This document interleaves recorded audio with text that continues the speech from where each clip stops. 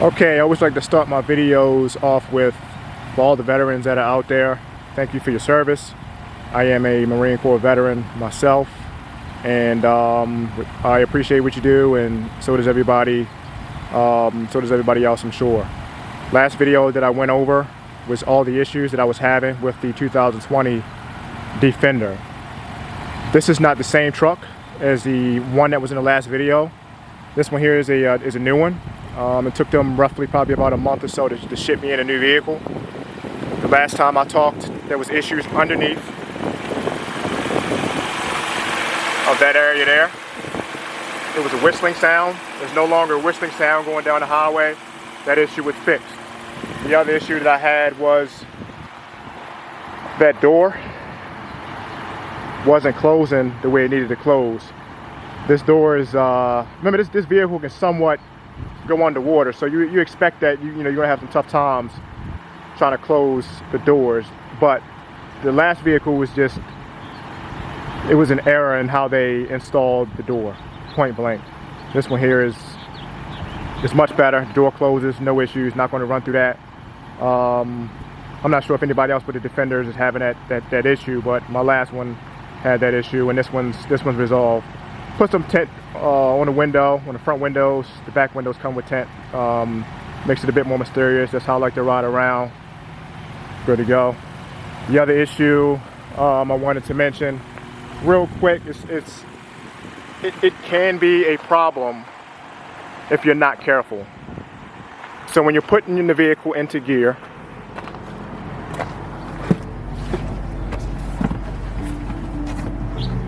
right there, right, you go to put the vehicle into gear, put it in reverse.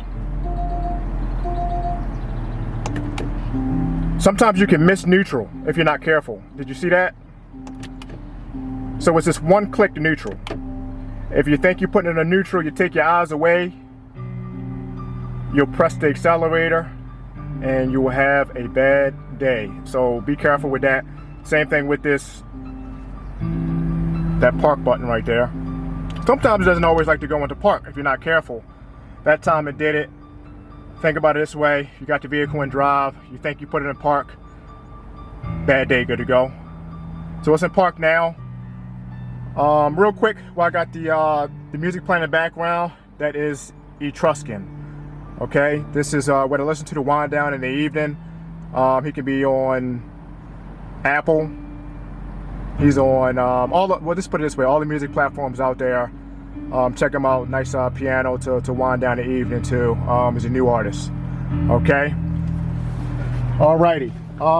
The other issue that I'm still having is the safety mechanism likes to kick on for some odd reason when I am at a light. It was with the last Defender, and it's also with this Defender. That sound that you heard, that beep beep beep beep beep, that is the same sound that you will hear when you are driving your vehicle and the vehicle decides it wants to try to stop because it thinks that it is a animal, it is a another vehicle in front of you. It does the same thing when you try to put it in reverse.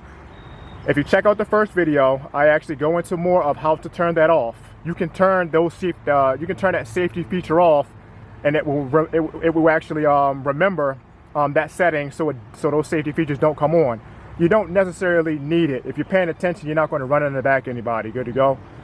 Sometimes I think these these car dealers, these car manufacturers, these makers, they're just trying to do too much.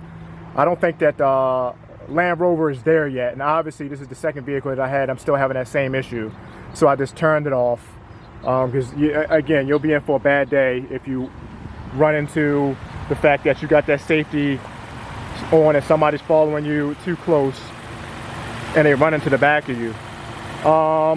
What else? Real quick, I'm not gonna have this video be as long as the last one. This vehicle is very, very fast. Okay, you get on the highway. So before this, just like I told you before, I had a Porsche Macan Turbo.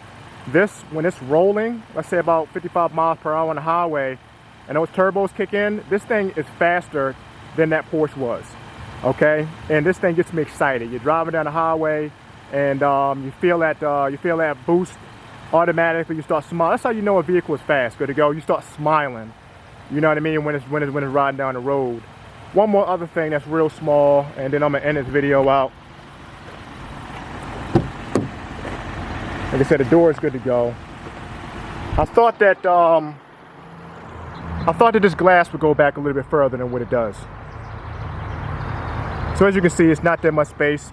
So I was saying that the military today could use this vehicle, which they can, to be able to put some guys in. You got your firearms, everything you need, M16s, M4s. I'm not sure what they're using today. Probably still M16s, and maybe about 5 or 6 Marines or so in this type of vehicle. I think it can happen if they get rid of this glass. Obviously, this wouldn't be in there. Obviously, they'll put some armor on it and all that good stuff too.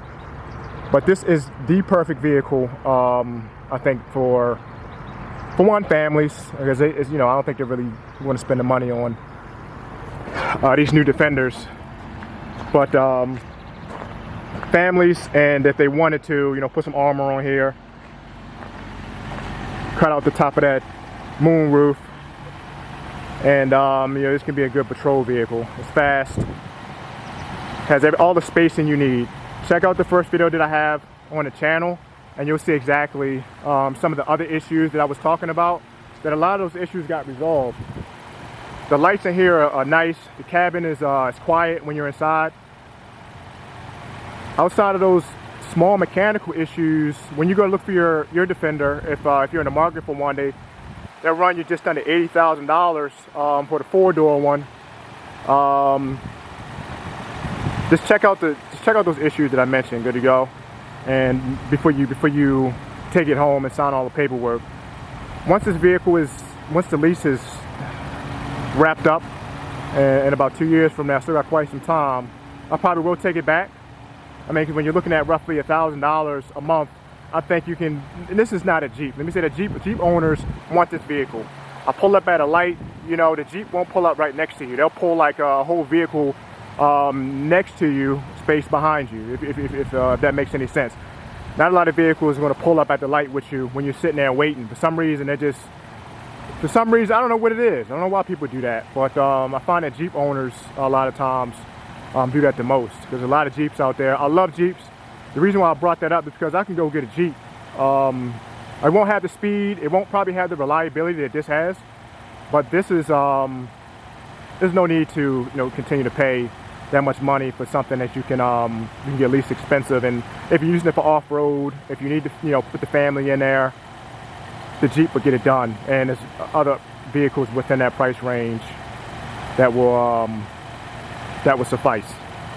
All right, so I'm gonna wrap this up. Again, check out Etruscan. It's spelled E-T-R-U-S-C-A-N.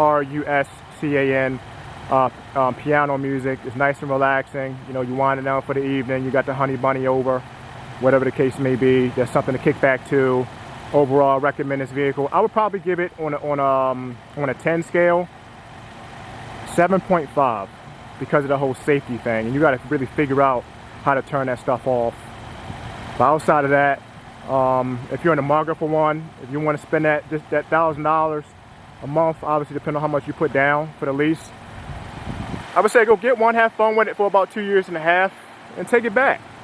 Do what you want to do, keep it, whatever. Plenty of space inside for the family and everything along those lines. All right, and again, thanks for the service to all the veterans that are still serving, continue to serve, and thanks everybody for watching the video.